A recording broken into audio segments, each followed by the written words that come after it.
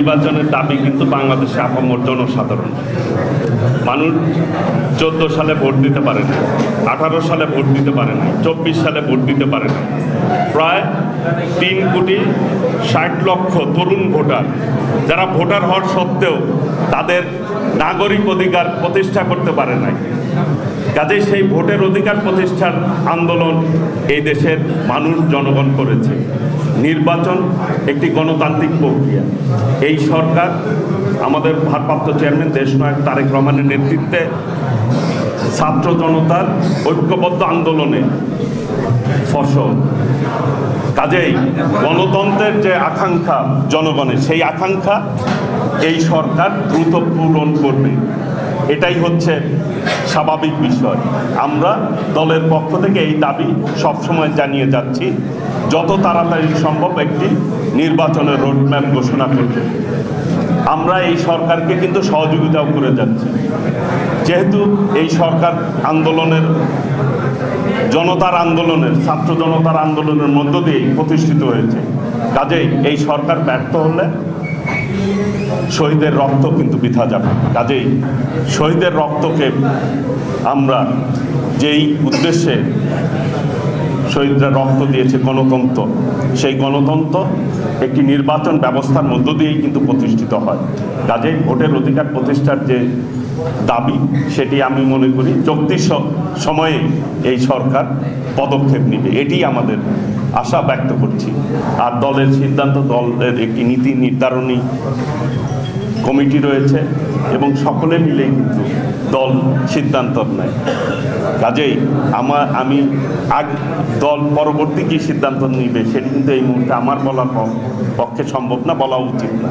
কাজেই আমাদের দাবি, সেই দাবি অনুযায়ী আগামী দিনে ইনশাল্লাহ আশা করি দ্রুত সম্ভব একটি নির্বাচনী রোডম্যাপ দিবে। জনগণের যে আকাঙ্ক্ষা যে একটি গণতান্ত্রিক নির্বাচন, সুষ্ঠু নির্বাচনের মধ্য দিয়ে এই দেশের জনগণ ভোট প্রয়োগ করবে, নাগরিক অধিকার প্রয়োগ করবে, এটি আমাদের সকলের প্রত্যাশা, জনগণের প্রত্যাশা।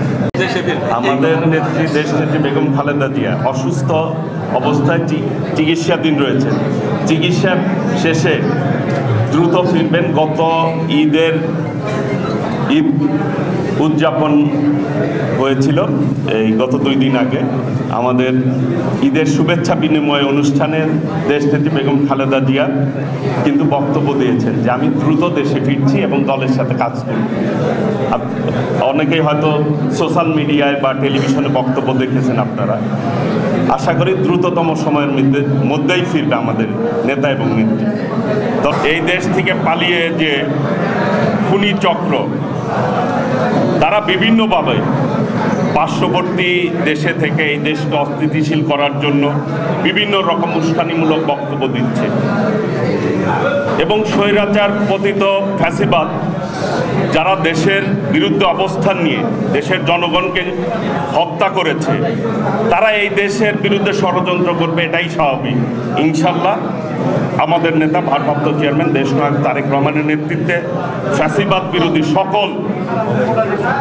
সকল রাজনৈতিক নেতৃবৃন্দ এবং এই দেশের জনগণকে ঐক্যবদ্ধভাবে যেভাবে আন্দোলন সংগ্রাম করেছে, ইনশাল্লাহ এদের ষড়যন্ত্র ইনশাল্লাহ আমরা ঐক্যবদ্ধভাবে রুখে দেব ইনশাল্লাহ।